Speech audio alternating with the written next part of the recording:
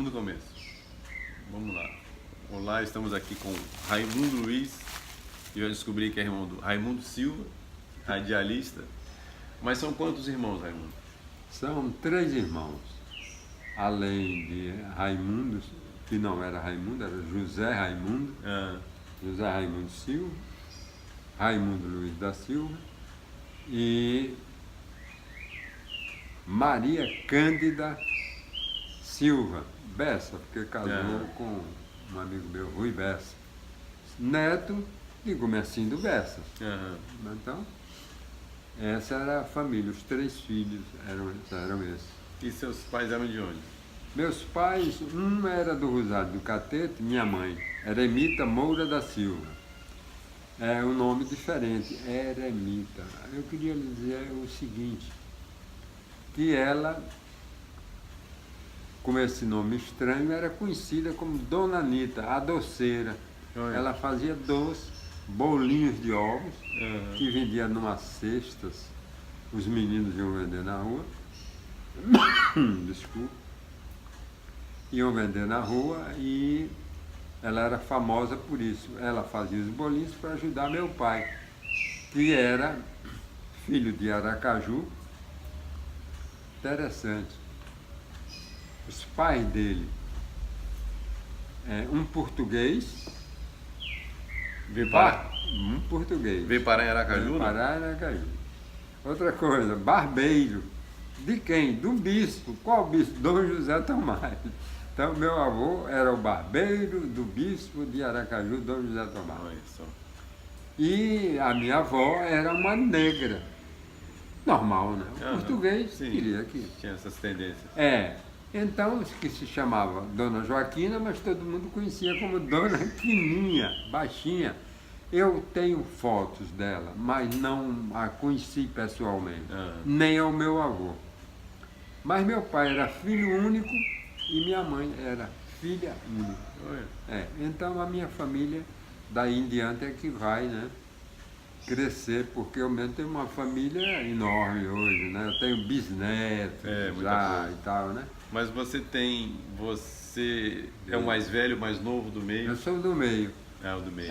José Raimundo, era Raimundo Silva, eu sou ali empresário.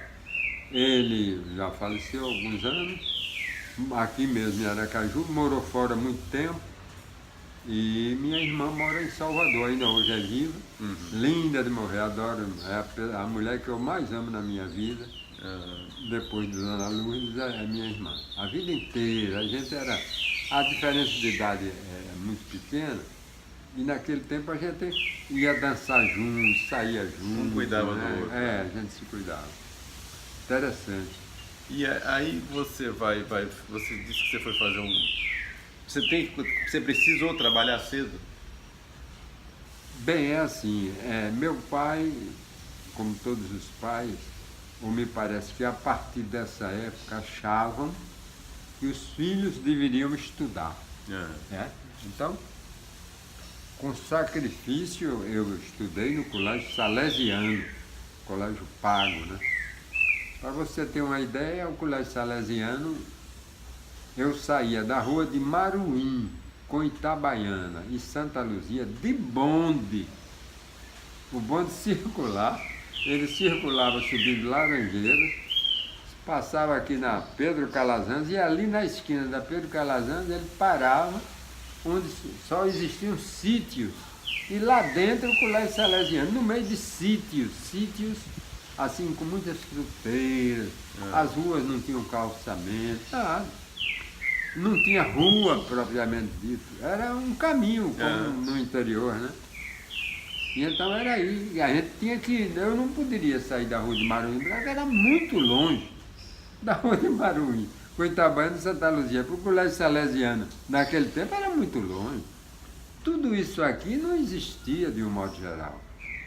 Então, você vê que ainda hoje existem aí, né, essas valas aí de esgotos enormes. Aqui na frente da minha casa, eu me lembro que era descoberto. Cobriram outro dia. Era como aqui na Avenida Gonçalo Prado, eram esses canais imensos, porque tinha muita água por aqui. Então a gente ia de bonde. Aqui onde é a Praça da Bandeira se chamava Praça da Caatinga. Oi. Caatinga? Por que Sim, Caatinga? porque matavam os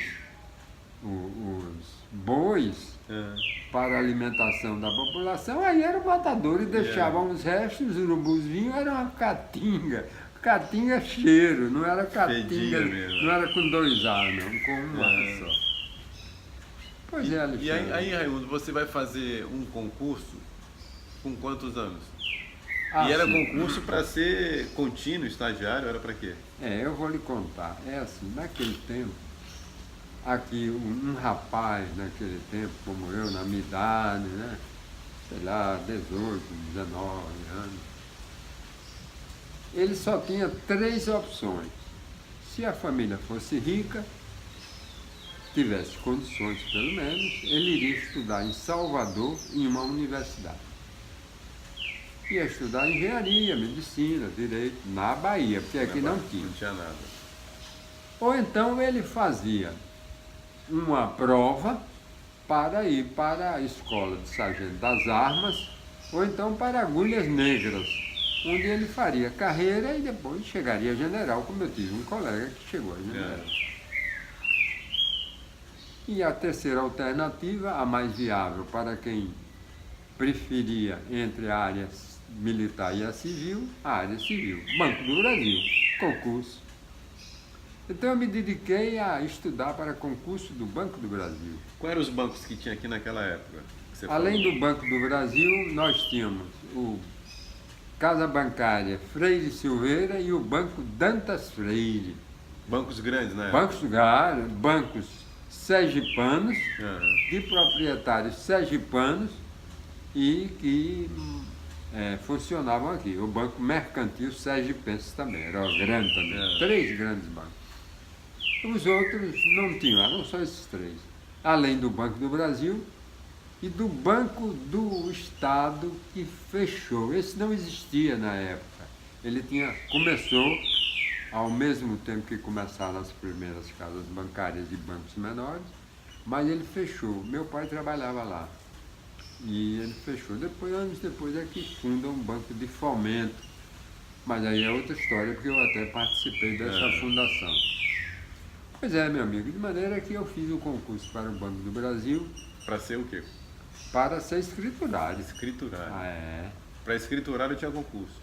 Tinha o quê, meu amigo? Concurso com as seguintes matérias: matemática, português, inglês, datilografia e contabilidade. Contabilidade? Contabilidade, 5 matérias, pesado. Quais eram que você era melhor? Você já falava inglês, já escrevia inglês? Bom, aí é o seguinte, dessas eu era melhor em português, adoro dizer isso, em inglês, que não era difícil ser bom, porque é uma língua fácil, não é como português, era medíocre em matemática, onde eu sempre fui e continuo sendo, e costumo dizer até que no colégio, no ginásio, eu era aprovado porque jogava futebol bem no time. Aí passavam você? Passavam porque o professor era o presidente do clube. Não podia perder você? Não, tinha um nome bonito. Auriverde, era no colégio salesiano. Os jogos eram contra as seleções dos outros colégios. Tobias Barreto, Ateneu, quem viesse a gente jogava, ou a gente ia jogar com eles, mas o salesiano era muito bom. E eu era um dos jogadores mais ou menos, tanto que o meu joelho ainda hoje padece disso, né? Do futebol. Sim, até porque as operações para joelho naquela época não existiam, era utopia, né? Praticamente não tinha nada. Pois é assim, meu amigo. Aí você entra no já entra no Banco do Brasil e fica até aposentar. Mais ou menos, não é bem assim. Não é bem assim. Não. Mas como é que você dá aula de inglês? Você gosta? Você acaba gostando? Não. Você devia ter feito letras. Por que você não fez letras? Mas eu fiz sim, eu vou lhe explicar. É que, passando no Banco do Brasil, eu fui designado ao lado do meu grande amigo José Francisco da Rocha. É advogado, meu amigo até hoje. Nós fomos designados para São José das Farinhas, é um lugar em Salvador, longe, rapaz, daqui. E então eu me lembro que um colega meu disse, Raimundo, eu já trabalhava no Banco do Comércio e Indústria, que era um banco local, era outro banco grande, mais novo. Eu tinha entrado como contínuo. Então um amigo lá me disse, Raimundo, você ganha aqui R$ 3.000 naquela época. Agora você vai morar em Nazaré das Farinhas, Nazaré ou não? Nazaré das Farinhas, ganhando 2.940. Vai pagar pensão fora de casa, seus pais já idosos. Você vai. Eu digo, rapaz, eu não vou não. Mas um outro chegou a mim e eu diria até que tem uma palavra que eu gosto de dizer, porque ela não é muito corriqueira hoje. Ele me abufelou pela garganta e disse, rapaz, você vai para o Banco do Brasil, idiota. Porque se você não for o máximo que pode ser é funcionário desse banquinho aqui, que é um banco local, idiota. Aí eu, tá bom. De repente, no Banco do Estado de Sergipe, nós tínhamos um assessor jurídico, cujo nome era Luiz Garcia. Doutor Luiz Garcia, advogado, político já na época, eleito deputado federal à época já, era muito delicado, atencioso com os funcionários do Banco do Comércio, que era do Grupo Franco. Como você vê, eu já trabalhei para o Grupo Franco também, né? Eles dizem que não, mas eu já trabalhei. E a verdade é que o nosso Banco do Comércio e Indústria me deu a oportunidade de, conhecendo Luiz Garcia, pedir que ele interferisse. No Rio de Janeiro, não havia Brasília ainda, para que eu, em virtude de estar entrando na universidade, na faculdade, não havia universidade, na faculdade, e meus pais já serem idosos, e minha mãe ser do Rosário, de onde ele é, do Rosário do Catreiro. Eu então, aí um amigo, eu faço uma carta para ele pedindo, aí fiz uma carta explicando e mandei. Ele mandou me dizer, um mês depois, porque demorava um pouco para a respondência, sigo Berna Missão Câmara. Seu assunto foi resolvido. Saudações, Luiz Garcia. Pronto. O que quer dizer isso? Quer dizer que eu fui designado para Itabaiana ao invés de Nazaré das Farinhas. E como eu fui aprovado na época, apenas em Sergipe passaram dos milhares que entraram, 16, eu era um deles, os outros 15, o Banco do Brasil resolveu deixar em Aracaju. Também. Porque aumentou o quadro de Aracaju e eu fui o único que, por atendimento político, comecei a pagar por gostar de político desde aquela época. Já foi eu fui para o interior, sozinho. Muita história, hein? Muita história. Mas meu padrinho eu sempre quis muito bem, e tenho uma estima muito grande pelo filho dele também. Doutor Luiz, doutor Antônio, mas principalmente doutor Luiz. Eu já era jornalista, quando ele foi eleito governador, eu fui fazer a primeira entrevista que ele deu foi a mim, aqui na Rua de Arauá. Ele morava aqui na Rua de Arauá, bem pertinho. E era como? É com gravador? Como é que você fazia? Era com gravador de rolo. Gravador de rolo, naquele tempo, daqueles brancos, você lembra? Aqueles cidadãos. Pois ele me deu essa entrevista debaixo de um pé de mangueira, mais ou menos como esse quadro que nós estamos vendo aqui agora, né? E então ele muito simpático, muito interessante, dando nota. Os meninos, eu nem me lembro. Você trabalhando em Itabaiana, você chega a ir para a faculdade? Aí é o seguinte, antes de eu ir para Itabaiana, eu já tinha passado no vestibular para a faculdade de quê? Você me perguntou? De letras. Qual letras? Filosofia, né? Eu era um dos 12 alunos aprovados para o curso de filosofia da Faculdade de Filosofia de Sergipe, com professores que vocês talvez nem se recordem, a não ser por nomes de ruas. Pedro Garcia Moreno, Dr. Pedro Garcia, psiquiatra, e outros, assim como Dom Luciano Duarte, ainda hoje eu chamo de Padre Luciano, meu amigo a vida inteira. E outros que eu, no momento, não preciso lhe citar tantos, eram todos dessa época extraordinários professores. Você estudava à noite, de tarde, que horário? Eu estudava à noite. E tinha um detalhe que você precisa saber, é que no segundo ano, dos 12 alunos que foram aprovados no primeiro ano, só sobrou um, que fui eu. Eu era aluno dos meus professores. Por quê? Porque uns resolveram fazer economia, outros direito, e foram aprovados no ano subsequente, e eu nunca quis. Eu sempre quis ser estudante de letras. Eu gosto de ler, eu gosto de português. Matemática eu tremo. Ah, meu Deus. Física, química, não me falem nessas coisas. Você lia muito? A vida inteira. Adoro ler. Tanto que... Você deixava de sair para ler quando era adolescente? Bem, eu diria o seguinte, para jogar futebol eu não deixaria não, eu ia jogar futebol. Aí era prioridade. Era prioridade, mas eu gostava realmente de ler, tanto que todos os meus filhos eu não impus, mas sugeri que lessem um livro que todos deveriam ler, todo jovem deveria ler, todos os alunos. O Tesouro da Juventude. Você não leu porque eu não tinha. Eu tenho duas coleções, uma com PH de farmácia e outra atualizada. Eu ainda tenho, as tenho aqui na minha biblioteca. Na minha pequena biblioteca. O Tesouro da Juventude, formidável. É o quê? O Google hoje, né? Alguma coisa assim. Você faz letras e trabalhando em Itabaiana, ou não? Não, é assim, eu aprovado, aí me licencio da faculdade. Vai só estudar? Não. Vai só trabalhar. Só trabalhar. E o que? Jogar futebol. Aonde? Na Associação Olímpica de Itabaiana. Sim. Que eu era um jogador mais ou menos razoável. Então eu jogo na Associação Olímpica e trabalhava no Banco do Brasil.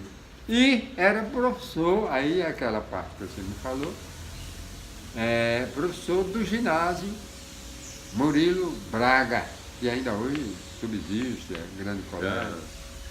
Interessante. Eu tive, o meu último diretor foi Luiz Carlos Alencar, o juiz, doutor Luiz Carlos Alencar, né? Juiz federal, figura, era meu amigo. Aliás, eu sou amigo de todos eles, né?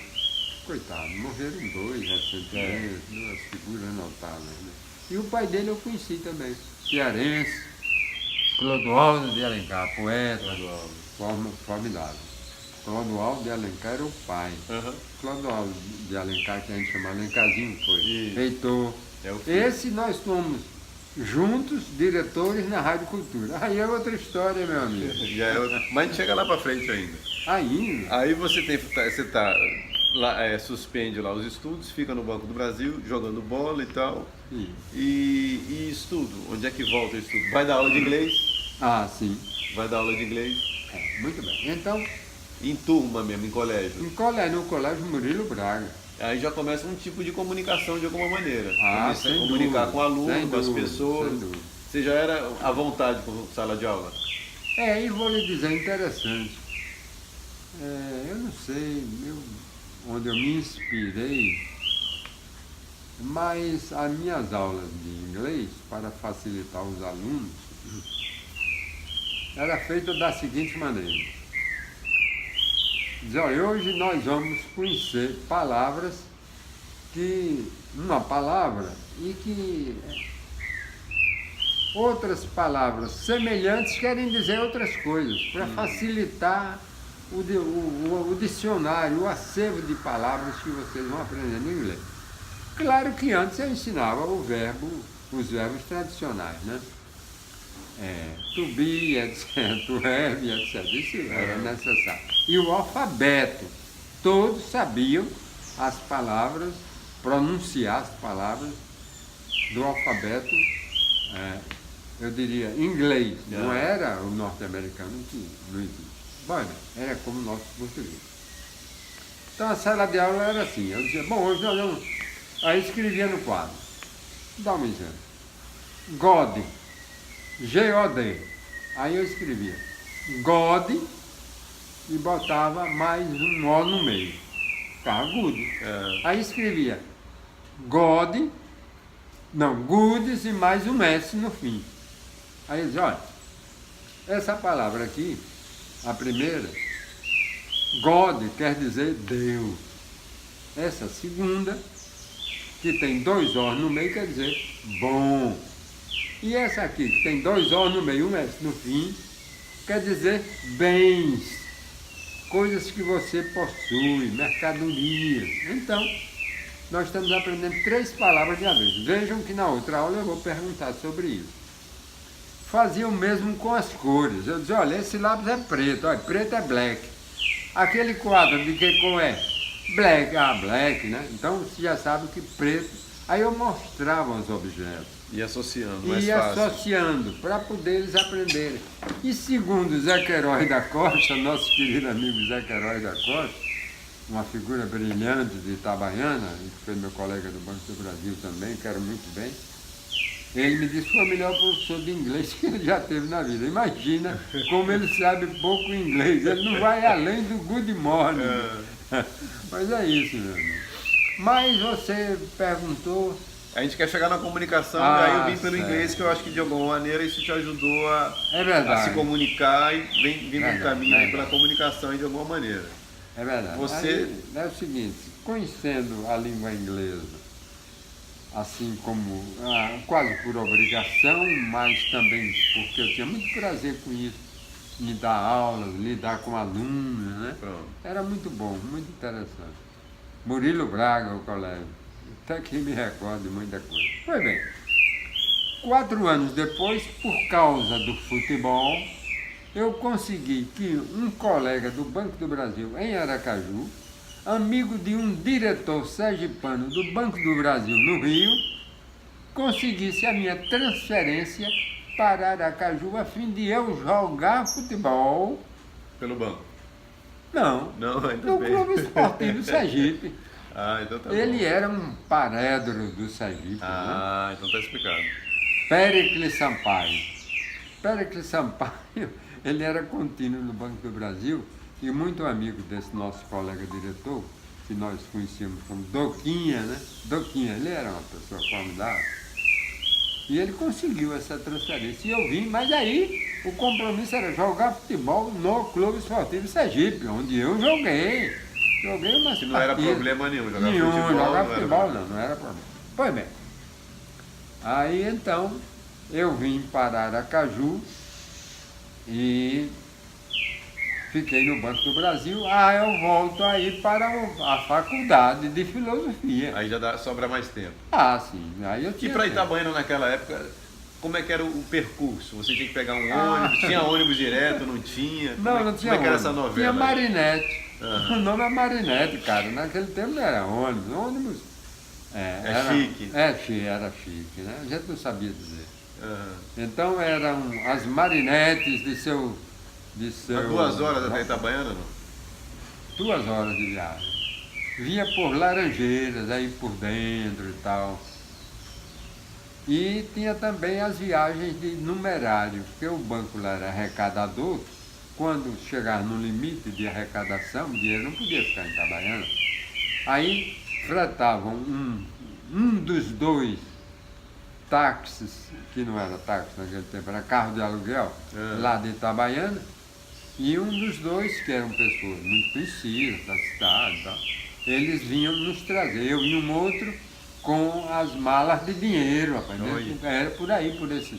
E você com o dinheiro dentro. Eu me lembro que um dia chovia muito, chuva torrencial, a estrada de barro, aí cria aqueles que a gente chama camaleões, né? Aqueles catabis, aqueles tombos, e o motorista, João Marcelo diminuiu e o carro tremia, aí a chuva batia, e o carro sacolejando.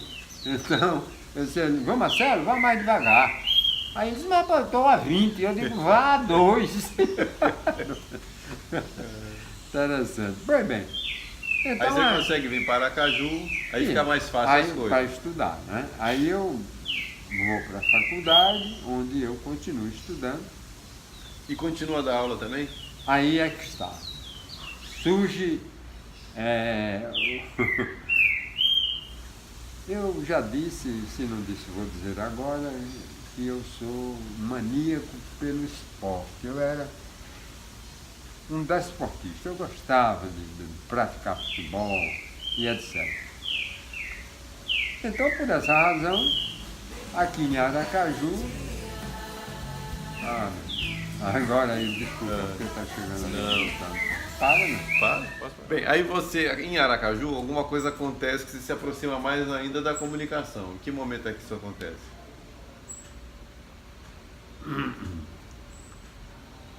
Eu diria que para a comunicação, antes de ter ido para a Itabaiana, ainda bastante jovem, portanto, aqui, antes de ter feito vestibular para a Faculdade de Filosofia, antes de fazer o concurso do banco, eu tinha mania por jogar futebol, porque no Colégio Salesiano futebol era, vamos dizer assim, um esporte inexistente, não havia nem educação física. E então eu era você sabe que eu não tenho um porte físico avantajado, 1,67 m, besteira, magrinho, né? Então eu decidi que teria, como não havia um departamento de atividades físicas, era apenas jogar futebol, você treinasse como quiser. Eu aí comecei a ler a revista americana chamada Strength and Health, Força e Saúde, de Bob Hoffman. Era famosa essa revista. Eu fiz a assinatura, fui no Banco do Brasil, que eu não era ainda do banco, comprei, paguei em dólar e a revista vinha mensalmente. E eu traduzia e tinha outros amigos, aí os amigos, você disse, quem? Eu vou citar nome, você vai achar. Gilton Garcia. Oi. Francisco Hollenberg, Dr. Francisco Hollenberg. O Rui Bessa, o neto era o dono da casa.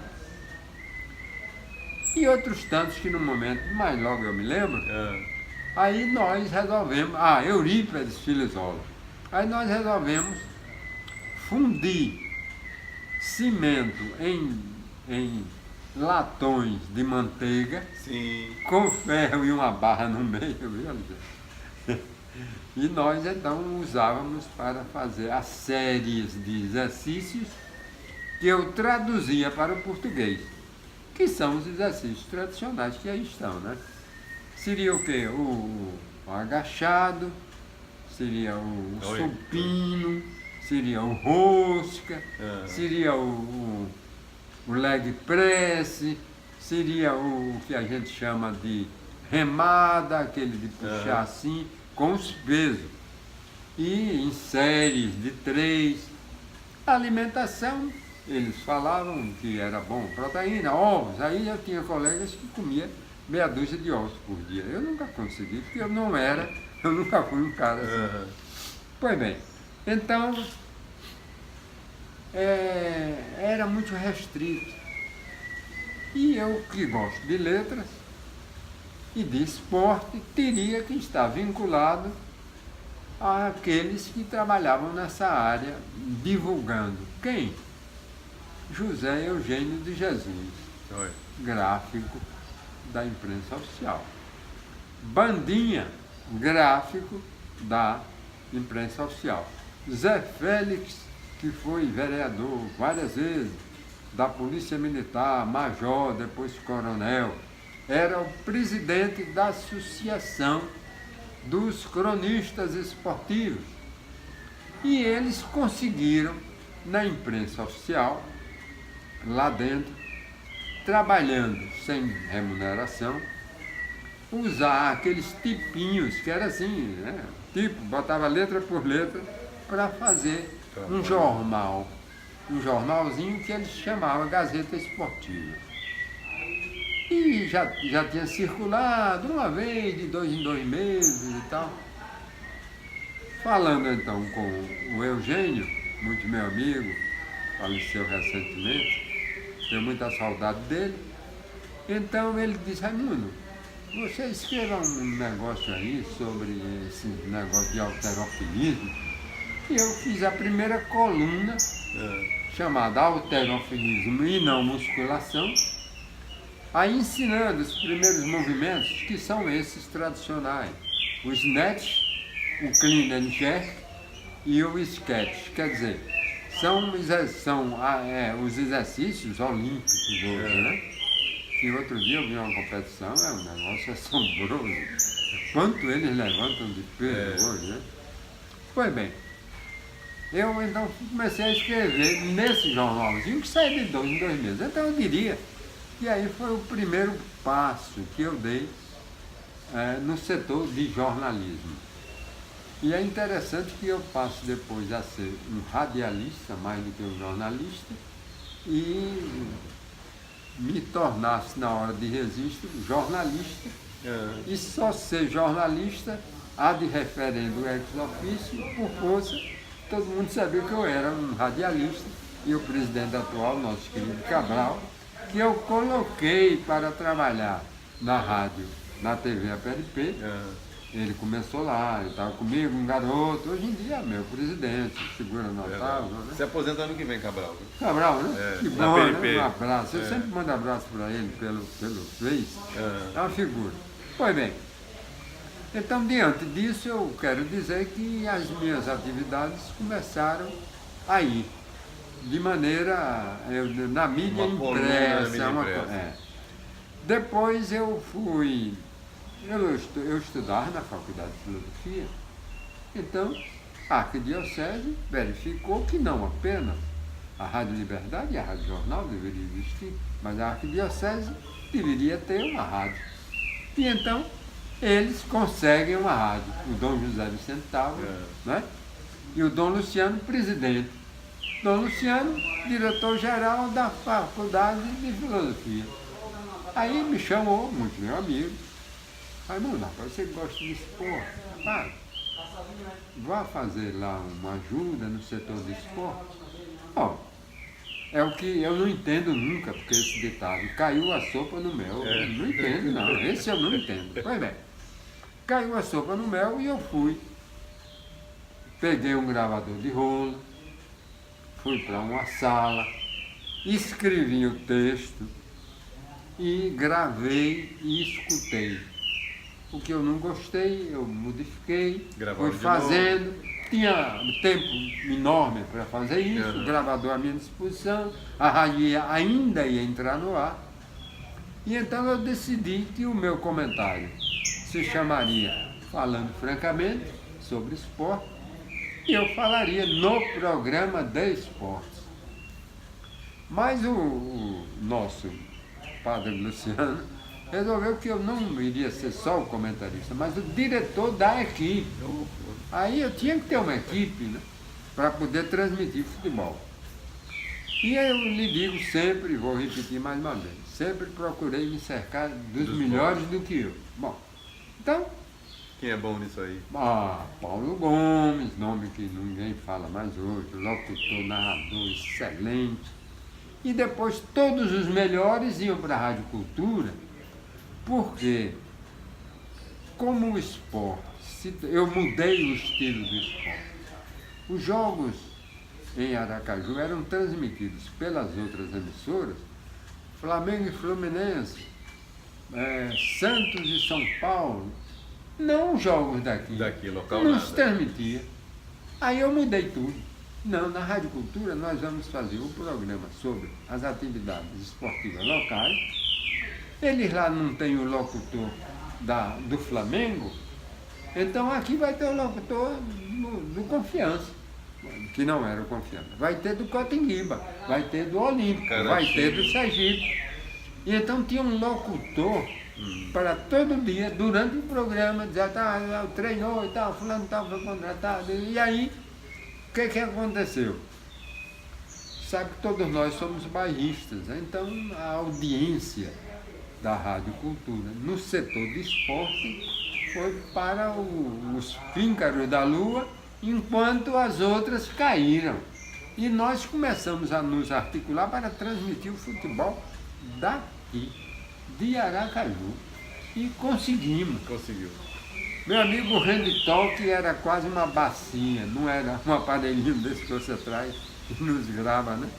Milagre da informática, nada disso. Era um tijolão desse tamanho, mas nós conseguimos fabricar. Aí entra Zé Apóstolo de Jesus, um técnico da rádio, ele fez, construiu o aparelho, é um negócio formidável. Pois bem, como a Rádio Cultura entrou numa área completamente desprovida de interesse comercial, porque fazia programas culturais. Olha, o presidente, o diretor artístico, Alencar Filho, seu auxiliar imediato, Sodré Júnior, também, Ribeirinho, meu amigo, vivão aí, todos dois, graças a Deus. Eles eram, e eu era do setor de esporte. Jurandir Cavalcante, diretor de jornalismo. Mas, diante das outras, era cultura, ninguém se interessa por isso. Né? E o esporte, lá em cima.